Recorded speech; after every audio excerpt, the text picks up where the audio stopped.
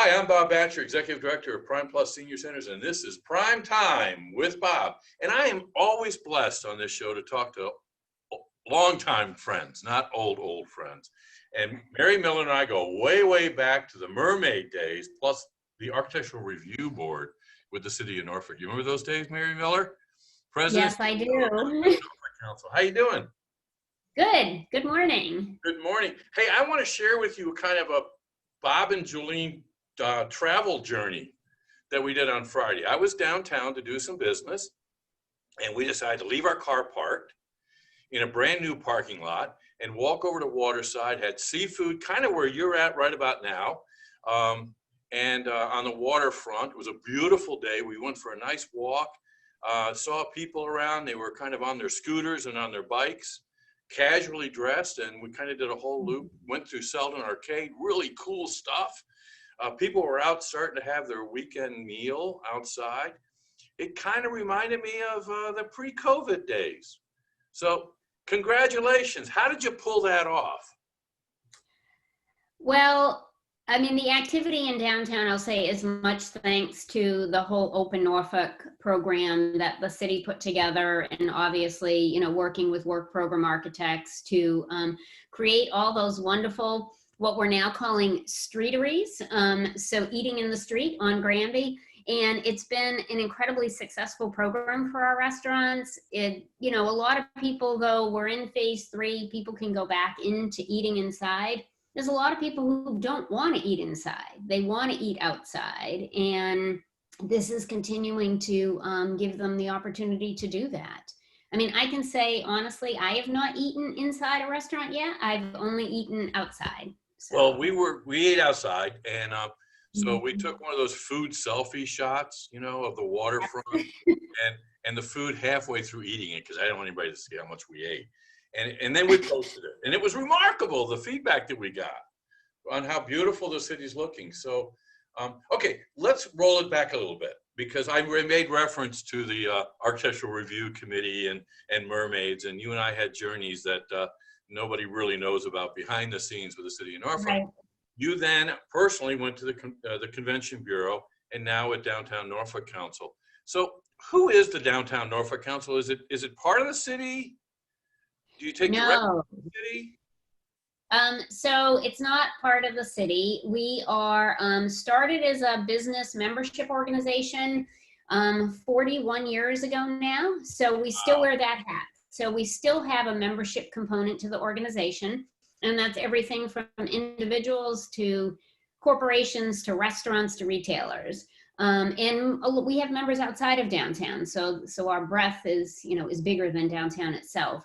21 years ago, we started managing something called the Downtown Improvement District. So the property owners within a 50-block area in downtown pay more real estate tax than I do at my house in Norfolk, or you do at your house in Norfolk, and they get a lot of services above and beyond what the city does. So that's everything from our public service ambassadors on the street, to our clean team ambassadors, to marketing, programming, our complete streets efforts, our work in the Neon District, our work on a program we've done called Vibrant Spaces, where we give grants to businesses, to the Selden Market, which is an award-winning retail incubator in our downtown, which I'm happy to hear, you walked through. Yeah, it was awesome. It was really cool. Got a cup of coffee. You know, my wife did some touching of materials and kind of did some window shopping, getting ready for the holidays. So, okay, yeah. So similar to Prime Plus, where we're an independent nonprofit, you are also an independent nonprofit? Yeah, so we have a contract though with the city to manage that improvement district. So that's our tie to the city. We submit a work plan to them annually. We submit our quarterly reports, like many outside agencies that do work with the city do.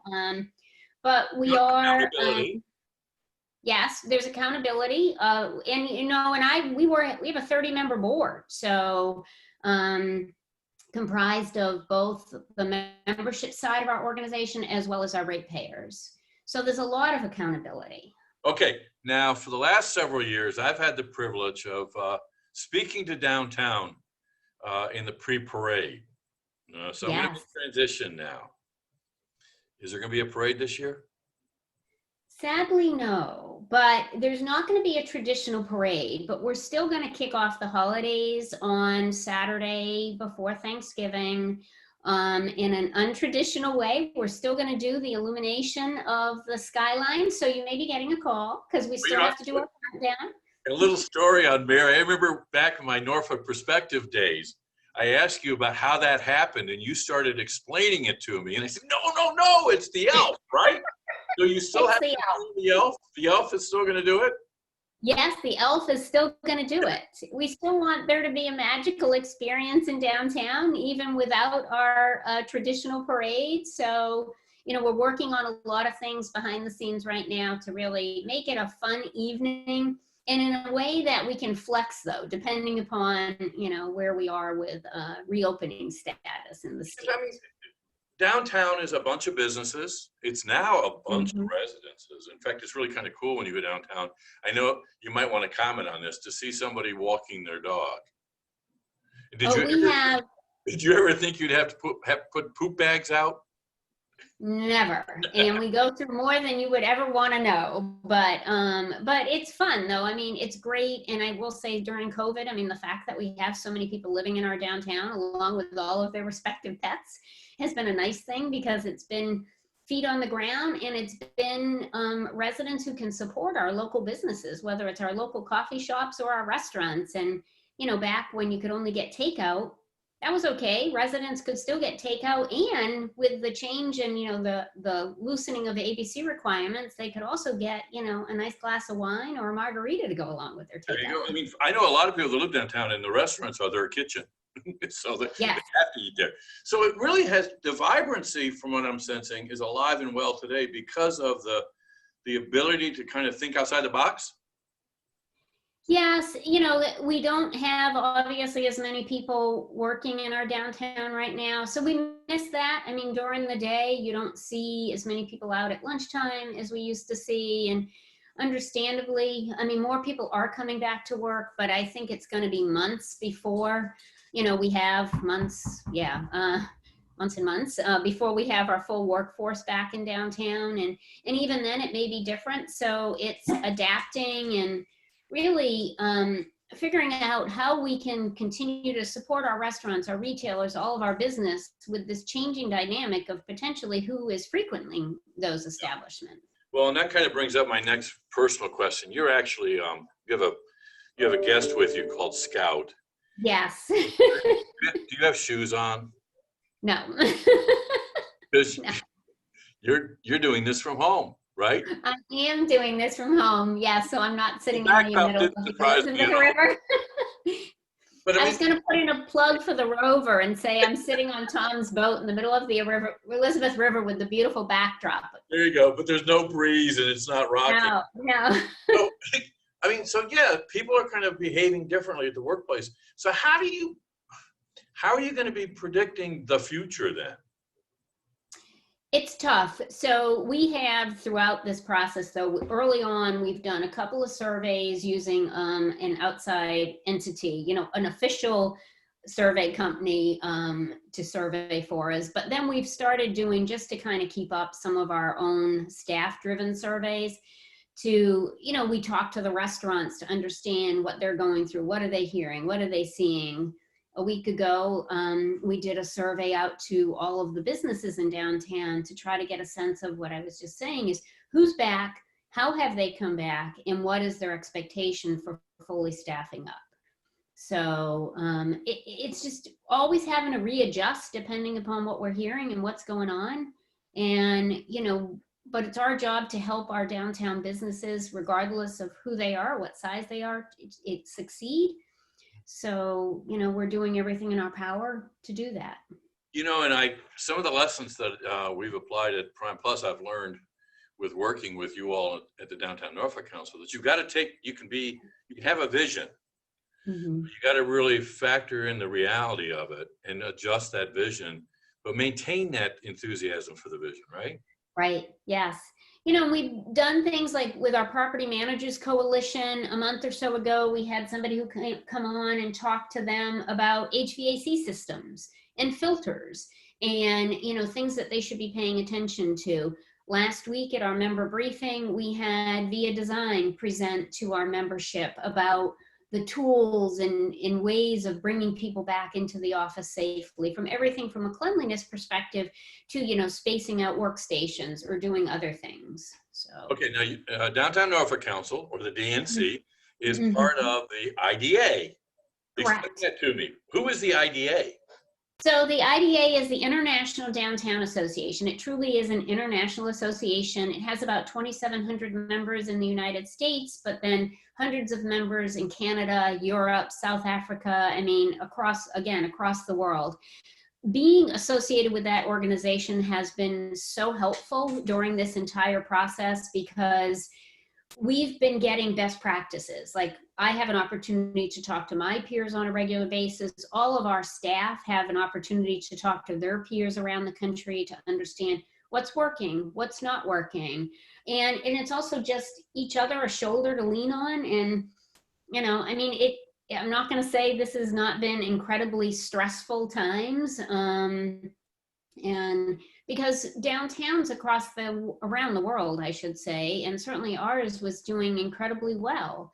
And then we've all worked, you know, for years and years, and really over the past, you know, 10 to 20 years to have such a vibrant place and to see it all change in a matter of, it feels like minutes, is certainly for me has been hard to swallow. So. Well, we have always been the historic city on the waterfront with a big ideas. Yes. And you proved that last week when the IDA had a virtual conference, because you came home winners. Yes, we won 2 awards this year. One, placemaking for the holiday activation we did on Market Street, which is the street between Monticello and Granby, connecting MacArthur Center to Granby. And then a second award for a program called Live NFK, which this would have been its 7th season. We were unable to produce it this past summer, but it's a program we've done in partnership with the Greater Norfolk Corporation, with lots of support from the city of Norfolk and sponsors. And it's a way to immerse young associates and college interns who are interning in our businesses in the city and get them to fall in love with Norfolk. So after they graduate, whether it be from college, grad school, law school, they will go, wow, I could have an experience in Norfolk similar to an experience I could have in DC or New York, but guess what? The cost of living here is a lot less. And the other thing is, this is a city where you can immerse yourself in making a difference. You're not just an employee working in a company in a big city. You are an employee working in a company, but in a city where you can get engaged in so many activities and again, really make a difference in your community. And that is the vision that's going to drive the future of the Downtown Norfolk Council and Downtown Norfolk. Well, and I think it drives the city. I mean, we are so lucky as a city to have the volunteers that we do. When we look at your board as a volunteer board, my board's a volunteer board. I mean, the symphony, the opera, I mean, the arts festival, the arts center. I mean, I could go on and on, hurrah players.